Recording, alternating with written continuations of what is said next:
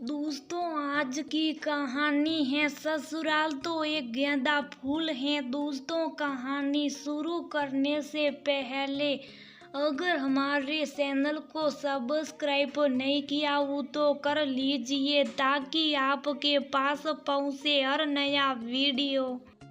पिंकी दौड़ी दौड़ी अपनी दादी के कमरे में पहुंची और चिल्लाते हुए बोली, देखो दादी, मम्मी ने मुझे बॉर्नवीटा के साथ में पीनट बटर का पूरा डब्बा मुझे दिलाया है। हाय, ये मुआ पीनट बटर क्या होता, हमने तो कभी ना सुना। सास विनीता जी मुंह बनाते हुए बोली, दादी, ये ब्रेड पर लगा कर खाती हूँ, मुझे बहुत पसंद है। इसका स्वाद आप भी खाकर देखना, बहुत टेस्टी होता है। और मुझे सफेद दूध नहीं भाता, बॉर्नवीटा दूध में डालकर पीती हूँ, बड़ा मजा आता। पिंकी खुश होते हुए बोली। अपनी पोती की बात सुन विनीता जी गुस्सा होते हुए बोली, हाँ हाँ, मेरा बेटा कमाता है, तुम माँ बेटी को शर्म नहीं आती, बस मेरे लल्ला की मेहनत की कमाई को उड़ाती फिरो। ये नहीं कि साग भाजी पर ध्यान दो, पर नहीं, आजकल पता नहीं क्या क्या नई नई चीजों चल गई हैं। टीवी में विज्ञापन देखो और बस खरीद लाओ। सासू माँ इतना जोर जोर से चिल्ला रही थी, उनके कई शब्द हर बात की तरफ फिर उनके कानों में तीर सुबह रहे थे। रेवती ने सारे शॉपिंग बैग रसोई में रख दिए और पसीना पोंछते हुए अपने कमरे की तरफ चल दी और सोचने लगी, इसमें कुछ भी नया नहीं। जब भी वह बाजार से घर जरूरत का सामान लेकर लौटती हैं तो सासू माँ इसी तरह उसी पर सीटाकशी करती। अब घर में बच्चों ही फरमाइशें नहीं करेंगे तो कौन करेगा। और फिर आज का जमाना बदल गया, साथ में खाने पीने का सलीका भी हर किसी को ये समझ में आता है कि मैं पैसे खर्च कर देती हूँ, मगर किसी के लिए क्या, सिर्फ अपने लिए। अपनी सास से कौन समझाए, ये सोच रेवती शुभ साफ अपने कामों में लगी रहती। कुछ दिन बाद घर में तीज मनाई जानी थी। विनीता जी ने अपनी ननद और बेटी नीता, जमाई बच्चों इसी शहर में रहते हैं का निमंत्रण किया। बहू घर में बहन बेटियों का निमंत्रण है, अच्छे पकवान तैयार रखना और मिठाइयाँ सोन बाजार से ले आएगा। साथ में तुम विदाई के लिए अच्छी साड़ी और लिफाफे तैयार रखना, किसी को किसी चीज में कमी नहीं लगनी चाहिए। विनीता जी ने अपनी कमर में साड़ी खोसते हुए फरमान सुना दिया। अभी ने इस बात से कोई मतलब नहीं कि रेवती कैसे सारा सामान खरीद कर लाएगी, और उसने अपने मायके से लाई हुई साड़ियों को ही अच्छे से पैक कर दिया। रेवती ने सारी तैयारियां खूब अच्छे से की। खाने में मटर पनीर, मलाई कोफ्ता, सूखे गोभी, आलू, 2 प्रकार की चटनियाँ, रायता, सलाद, सभी कुछ खाने में बनाया। सबकी खातिरदारी में कोई कसर नहीं छोड़ी। किसी ने चाय, किसी ने लस्सी, किसी ने कॉफी, बच्चों ने मैगी, जिसने जो फरमाइश की उसने सब पूरी की। अब बारी आई विदाई देने की। अपनी बुआ, सास और ननद के लिए सुंदर साड़ियाँ, बच्चों के लिए कपड़े, खिलौने, जीजाजी के लिए लिफाफे, सब करीने से एक एक कर सबको दे दिया। साड़ियाँ देख बुआ जी टोकते हुए बोली, अरे तुम इतना सब मत किया करो, नेक के 11 रुपये हमें थमा दिया करो। कितना खाना पीना किया तुमने, मेरे भतीजी को तो लूटा ही दिया, खूब कमाती तो कुछ और बात थी। तब ननद नीता बोली, हाँ भाभी, आप मेरे भैया का पूरा जेब काट लेती हो, आप तो मुझे भी लिफाफा दे दिया। ये बनारसी साड़ियों का दिखावा मत किया करो। अपनी बुआ की हाँ में हाँ मिलाकर सारी विदाई अपने झोले में रखते हुए बोली। रेवती सोचने लगी, इनका भी कुछ नया नाटक नहीं है, हर बार भर भर के साड़ी, लिफाफे, खिलौने लेकर जाती भी हैं, एक ही बात बोलकर जाती हैं, हमें मत दिया करो, और जब नहीं देंगे तभी मुंह बनाएगी। आखिर क्या किया जाए ऐसे लोगों का। अगर नहीं चाहिए था तो सारा सामान वापस कर देती, पर नहीं, लेकर भी जाना है और बोल बोल कर शर्मिंदा भी करना है कि तुम कुछ नहीं करती, सब तुम्हारा पति कमाता है।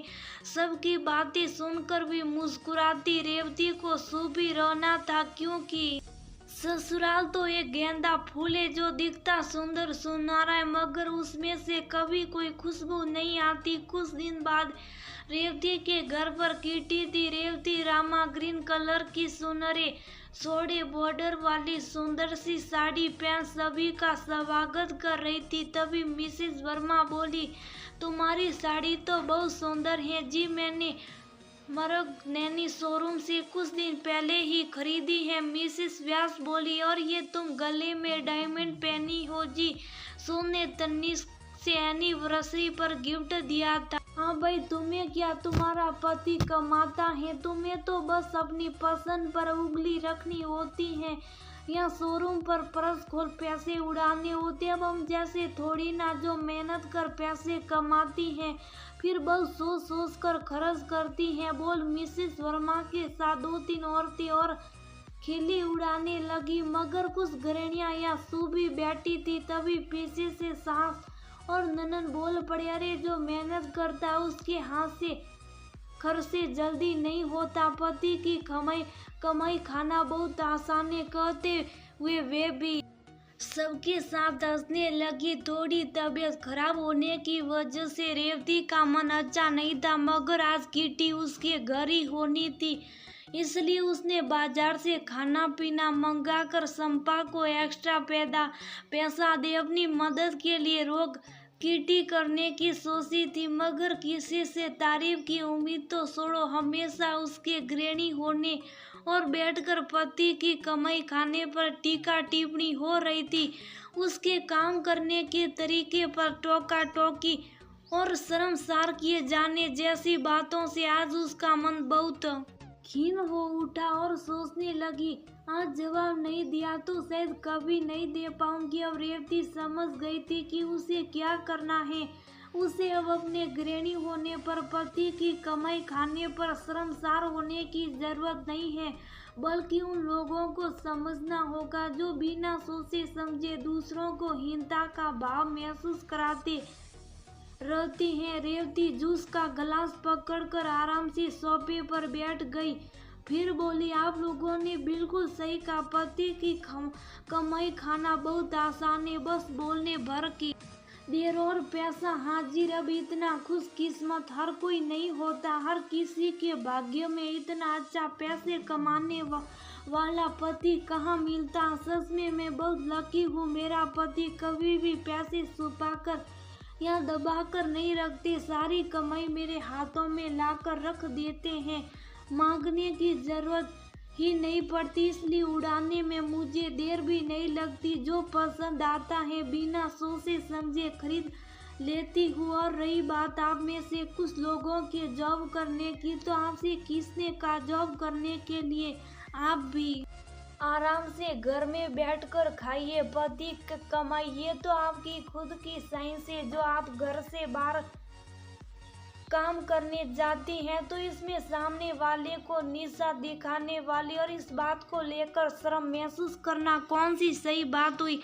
उसके जवाब से ही सभी को समझ आ गया कि फालतू की टिप्पणी कर शर्मसार करना बिल्कुल गलत है। और अब रेवती की चुप रहकर सहन करने की सीमा भी समाप्त हो चुकी है। दोस्तों, घर में बैठकर खाती हैं, पति कमाता है, आसानी से उड़ा देती हैं, ये बात कहाँ तक सही है? जबरदस्ती किसी भी महिला को गृहिणी होने पर शर्मसार करना बंद कीजिए। माना पति काम आता है, मगर पत्नी भी बहुत सोच समझ कर ही खर्च करती है।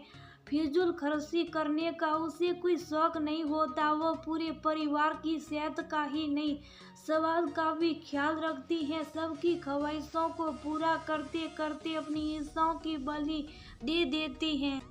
कभी अपनी छोटी छोटी बचत से पूरे वक्त में हैरान भी कर जाती हैं। डिस्काउंट और ऑफर पर कैसे खरीदारी करनी वो बहुत अच्छे से जानती हैं।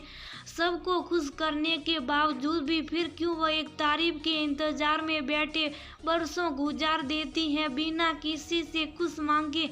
निस्वार्थ भाव से बच्चों हो या बूढ़े सबकी सेवा कर जाती हैं।